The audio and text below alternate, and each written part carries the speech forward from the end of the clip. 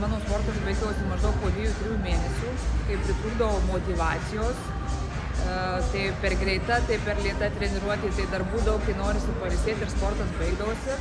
Su Renata sportuoju 8 metai.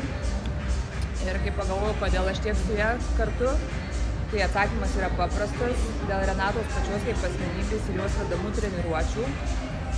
Tai jeigu paklaustumėt, kuo ypatingos jos treniruotės, tai reiktų pamatyti tas moteris, kurios ateina pas Renatą sportuoti. Jos turbūt 90% moterų ateina susigūžę, savim nepasitikinčios, su keletu arba 11 papildomų kilogramų. Ir kaip skleidžiasi jos Renatos treniruotėse. Reiktų jas pamatyti po pusmečio, ar po metų, ar po 2 metų, kaip jos pradeda save mylėti, kaip pradeda rūpintis savo kūnu, pradeda pasitikėti savimi.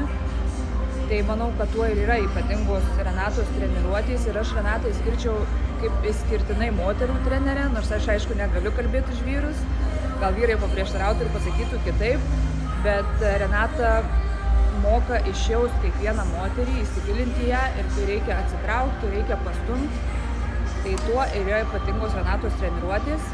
Ir kaip sakoma, žinot, gerų daiktų negali reklamuoti, rekomenduoti, nes pačiam vietos nelieka, bet jeigu rimtai, tai rekomenduočiau pabandyti Renatą pasportuoti kiekvienai, kuri galbūt nori save pamilti iš naujo, kuri pamiršo savim rūpintis ir nori tą daryti, tai tikrai nuoširdžiai rekomenduoju visų 100%.